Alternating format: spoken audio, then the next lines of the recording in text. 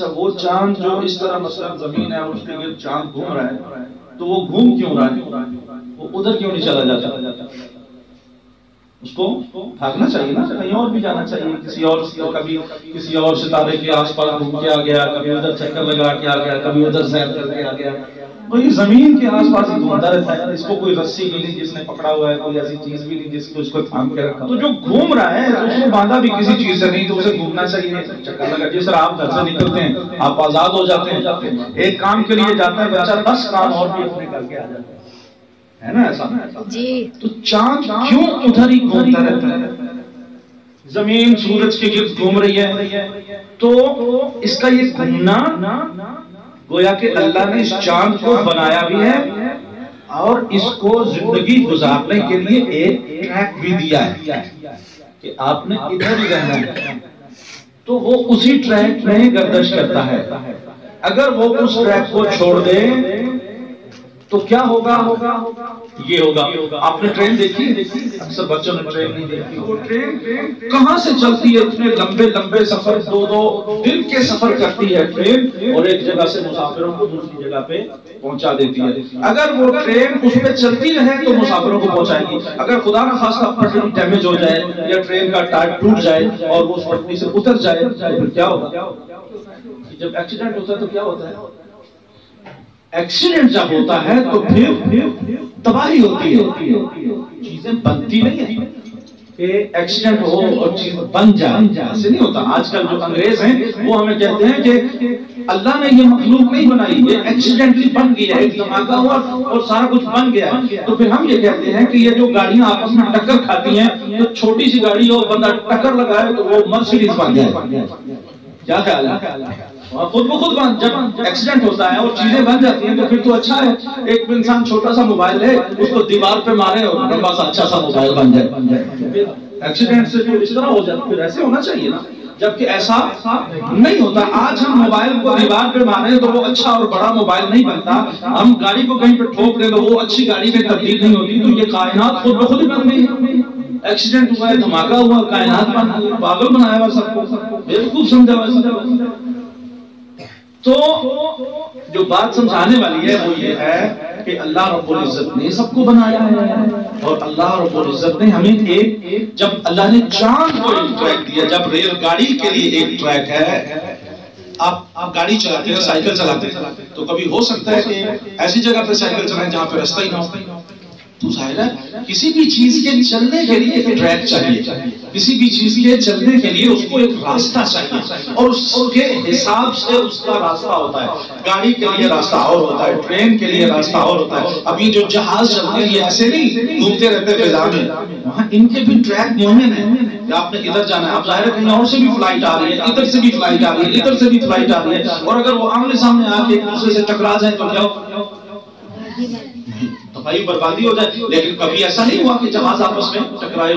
اس کی وجہ ہے کیونکہ انہوں نے وہ کمپیوٹر کے ذریعے انہوں نے معین کیا ہوا ہے کہ یہ جو ہے وہ اتنے ڈگری ادھر سے جائے گا، اتنے ڈگری ادھر سے جائے گا، اتنا ڈگری اوپر ہوگا، اتنے ڈگری نیچے ہوگا. تو ہر جہاز جو اپنے ڈگری کے حساب سے اس کا ایک راستہ معین ہے، اسی ڈگری اور کمپیوٹر کے حساب سے وہ جہاز چلتا ہے.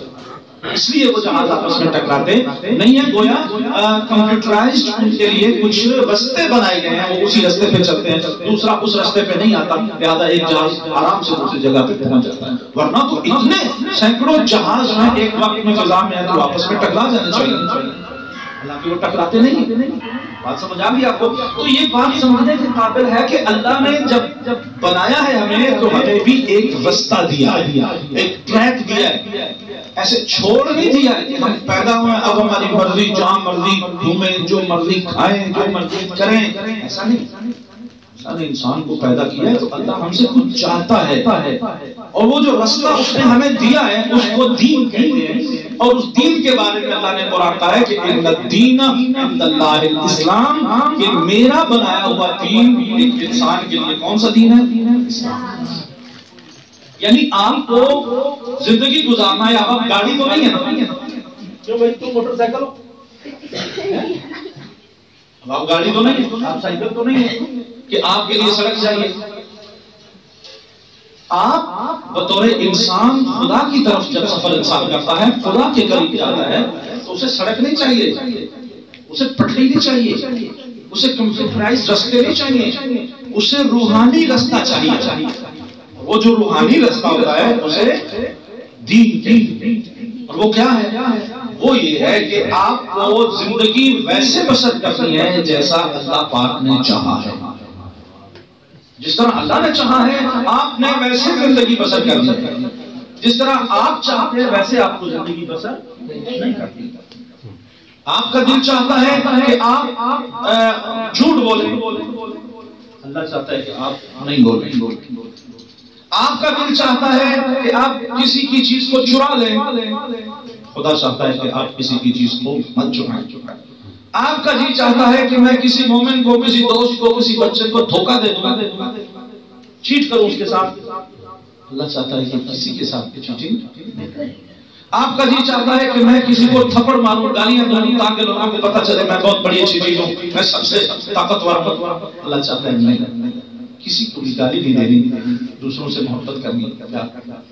اچھا مزے کی بات یہ ہے کہ یہ جو مرضیاں ہیں کہ گالی دینی چاہیے، چوری کرنی چاہیے اور جھوٹ بولنا چاہیے، ماں باپ کی بات نہیں ماننی چاہیے، یہ بھی ہمیں ایک کہنے والا ہے. یہ سب کچھ کون کہہ رہا ہے آپ سے؟ شیطان کہہ رہا ہے.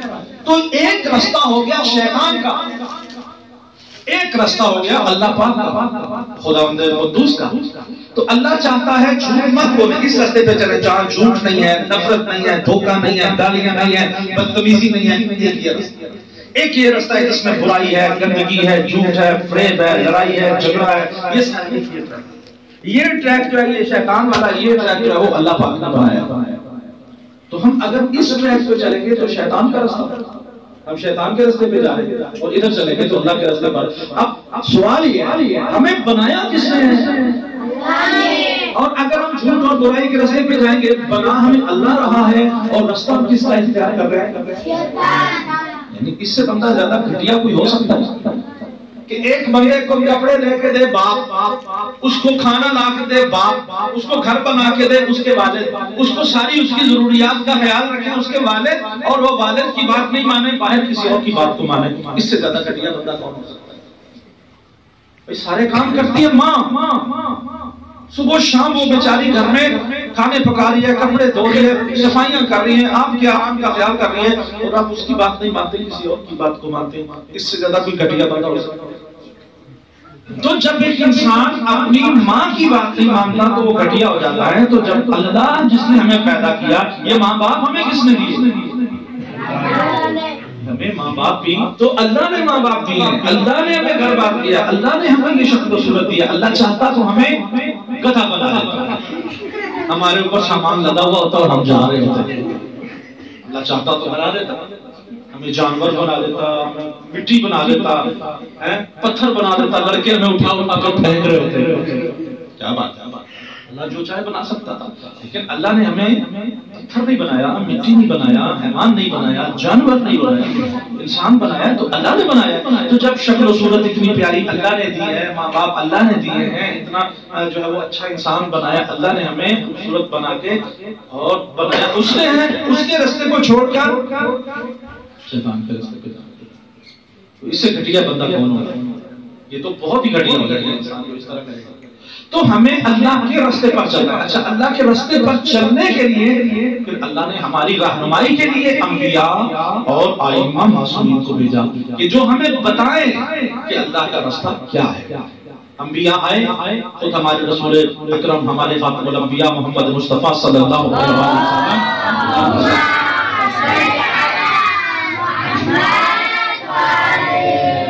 آپ تشریف لائے. اس کے بعد ہمارے ائمہ معصومین علیہ السلام تشریف لائے تائین کے. اب بھی ہمارے امام، ہمارے وقت کے امام صاحب الزمان علیہ السلام ایک مرتبہ پھر سوال پڑھیے.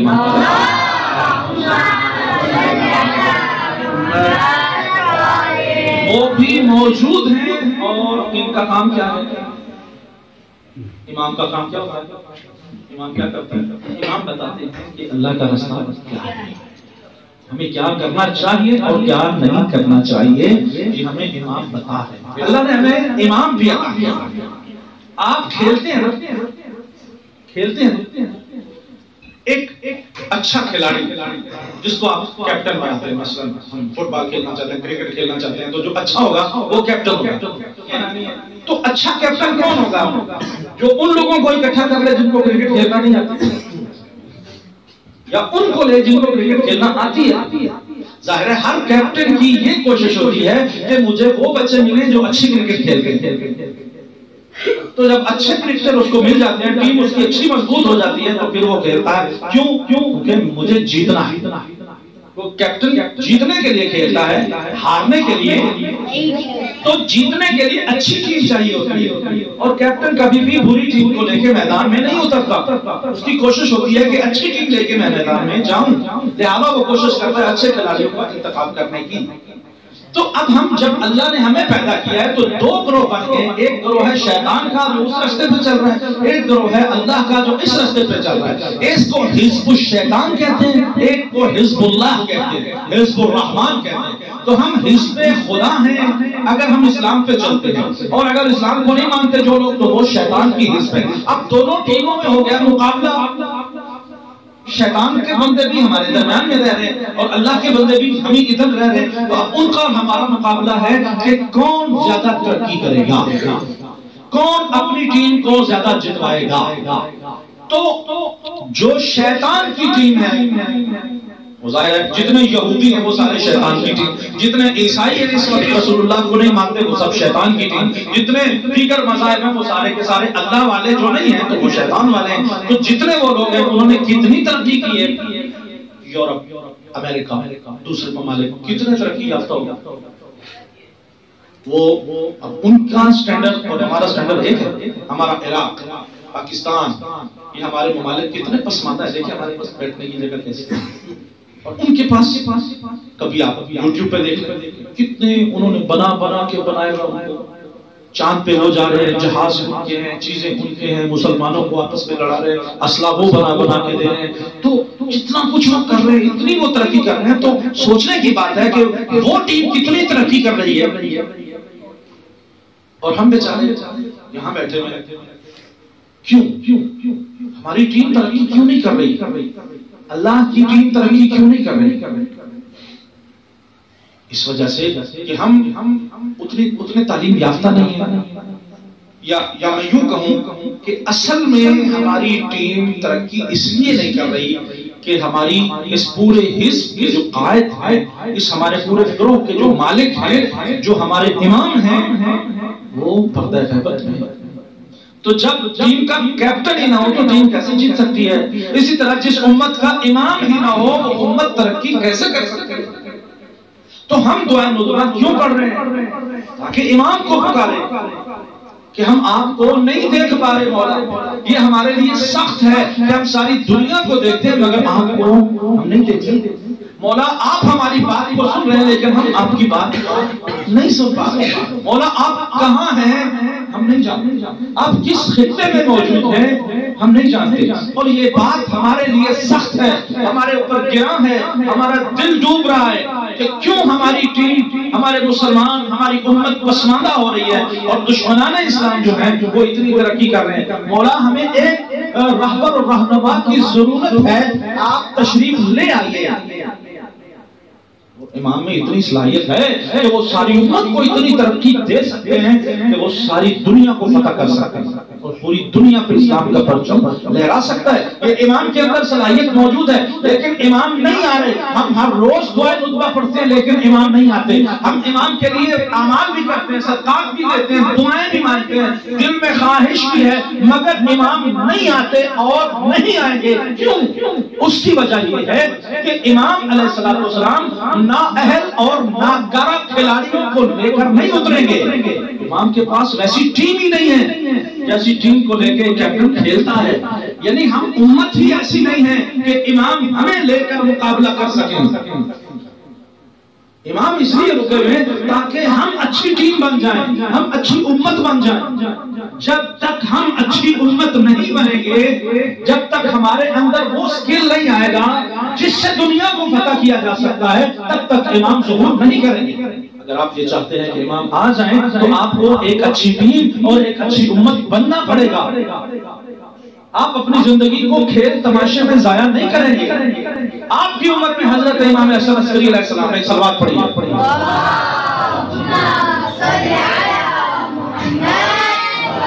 اتنی آپ لوگوں کی ایج ہے نا، کسی ایج میں تھے امام حسن عسکری علیہ السلام اور بچے کھیل رہے ہیں اور امام حسن عسکری ادھر بیٹھ کے اتنی سی عمر میں رو رہے ہیں. اب ایک بندہ گزرا، وہ نہیں جانتا تھا، اس نے سوچا یہ بچہ ہے، اس کو یہ لڑکے ساتھ نہیں کھلا رہے، اس کے پاس کھلونا نہیں ہے، اس وجہ سے یہ جو ہے نا یہ رو رہا ہے. تو وہ ان کے پاس آ گیا اور آ کے کہا بیٹا آپ رو رہے ہو، آپ کے پاس کھلونا نہیں ہے، میں آپ کو کھلونا لے کے دیتا ہوں.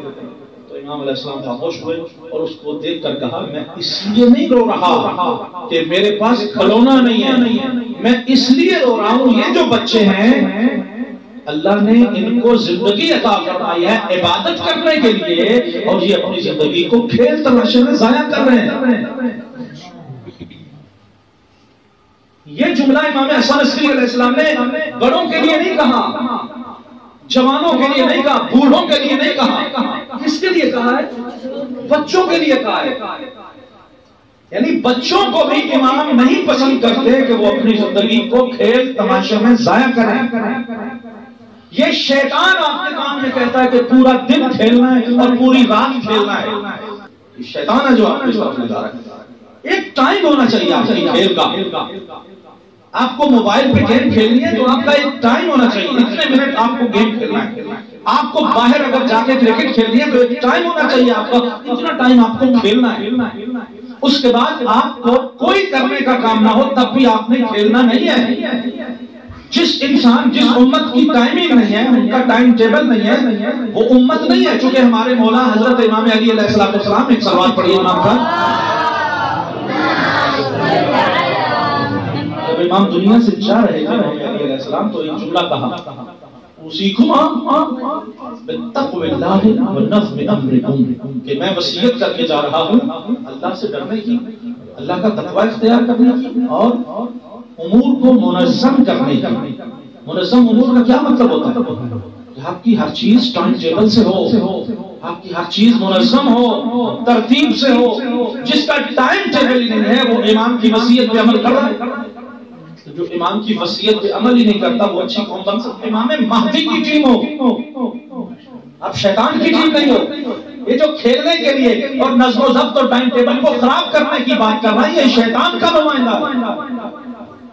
امام مہدی کا کچھ نہیں لگتا، یہ امام زمانہ کا کچھ نہیں لگتا. امام زمانہ کا اگر کچھ لگتا ہوتا تو اس کا بھی ٹائم ٹیبل ہوتا. تو آپ کا جو دوست ہے اس کے ساتھ اپنا ٹائم ٹیبل میچ کیجئے.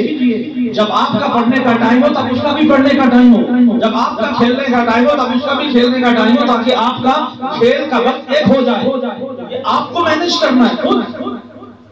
آپ ماشاءاللہ سے اس جدید دور کے بچے ہو، آپ سمجھدار بچے ہو، آپ اس طرح کے بچے نہیں ہو کہ جن کو کوئی بات سمجھ نہیں ہوتی. اس دور کے بچوں کو ہر بات سمجھ. اور میں جو آپ سے بات کر رہا ہوں اسی لیے کر رہا ہوں، مجھے پتا ہے کہ آپ میری بات کو سمجھ رہے ہیں، آپ کو میری بات سمجھ آ رہی ہے. آپ کو پتا ہے کہ امام زمانہ کی ٹیم اور ہے، شیطان کی ٹیم اور ہے. آپ کو پتا ہے کہ یہ بندہ جو مجھے غلط راستے پہ لگا رہا ہے یہ شیطان کا نمائندہ ہے. یہ جو میرا باپ ہے یہ مجھے اچھائی کی طرف بلا رہا ہے، نماز کی طرف بلا رہا ہے، تو یہ امام زمانہ کا سپاہی ہے. لیکن ہم امام زمانہ کی سپاہی کی بات کو نہیں سنتے اور شیطان کے نمائندے کے پیچھے چلے جاتے ہیں. تو ہم کیا ہیں؟ بھی شیطان کے سپاہی. تو شیطان کے سپاہی کا امام زمانہ سے کوئی تعلق نہیں ہے. ہمیں شیطان کا سپاہی بننا ہے. کیا بننا ہے؟ امام کا سپاہی بننا ہے. تو امام کا سپاہی بننے کے لیے اپنے امور کو منظم کرنا چاہیے، اپنے اندر سے بری صفات کو ختم کرنا چاہیے، اپنے اندر اچھی صفات کو پیدا کرنے کی کوشش کرنی چاہیے. یہ مدارس اسی لیے بنائے ہیں تاکہ آپ کو بتائیں کہ اچھی چیزیں کیا ہیں. یہ امام زمانہ کی طرف سے ایک ورکشاپ ہے تاکہ آپ کو بتایا جائے دین کیا ہے. یعنی کیا مطلب امام زمانہ کی ٹیم اور امام زمانہ کی امت میں آنے والے لوگوں کا کردار کیسا ہونا چاہیے، ان میں کون سی چیزیں ہونی چاہیے، کون سی چیزیں نہیں نہیں ہونی چاہیے. لہذا آپ کو بڑے شوق سے اگر امام کی محبت آپ کے دل میں ہے تو شوق سے یہاں آنا چاہیے اور یہاں آ کے اپنے استادوں سے وہ چیزیں سیکھنی چاہیے جو امام کو پسند ہے اور وہ چیزیں سیکھنی چاہیے جو امام کو نہیں پسند. جو امام کو نہیں پسند وہ اپنی زندگی سے نکالنی چاہیے اور جو چیزیں امام کو پسند ہے وہ اپنے اندر پیدا کرنی چاہیے. اس سے کیا ہوگا, جب آپ جوان ہوں گے آپ ایک اچھی قوم اور اچھی ٹیم بن جائیں گے. آپ کو دیکھ کر ہو سکتا ہے امام زمانہ علیہ السلام ظہور فرما دیں, ہو سکتا ہے امام علیہ السلام کو اللہ اجازت دے دے کہ وہ ظہور فرمائے, اور جب امام ظہور فرمائیں گے تو اس دنیا میں فقط اسلام کا پرچم لہرائے گا. میری دعا ہے کہ اللہ کے کائنات بحق محمد و آل محمد ہمیں امام زمانہ کا سپاہی بننے کی توفیق عطا فرمائے, اور ہمیں امام علیہ السلام کے ساتھ وفا کرنے کی توفیق عطا فرمائے, اور ہمیں شر شیطان سے محفوظ فرمائے. شیطان اور اس کے چیلوں سے اللہ رب العزت ہمیں محفوظ فرمائے. ہمیں اسلام اور مسلمانوں کی سربلندی کے لیے کام کرنے کی توفیق عطا فرمائے. ہمارے ملک پاکستان کو اللہ رب العزت استحکام اور سربلندی عطا فرمائے. ملک عراق کو پروردگار اپنے حفظ و پناہ میں رکھے. ہمارے بزرگان اساتذہ کرام علماء کرام کا سایہ ہمارے پہ سدا سلامت رکھے. ہمارے اقدام عالیات اسی طرح روحانی مرکز بنے رہیں اور ہمیں ائمہ معصومین کی بارگاہ میں اسی طرح حاضری کا موقع ملتا رہے. ہمارے دیگر مومنین جو دنیا کے کسی کونے میں بھی آباد ہے, ہر مومن کو خدا عالم اپنی حفظ و پناہ میں رکھے. ہر مومن کو اقدام عالیات کی زیارت کے لیے موقع نصیب فرمائے, اور خدا عالم ہم سب کو امام زمان علیہ السلام کے سامنے سپرد فرمائے. ہمارے مولا واقع علیہ السلام کا ظہور ہو اور فرزند زہرا کی زیارت ہم سب کو نصیب ہو. امام کے ظہور اور سلامتی کے لیے بآواز بلند صلوات. اغفر ذنوبي يا غفور, اغفر ذنوبي يا غفور.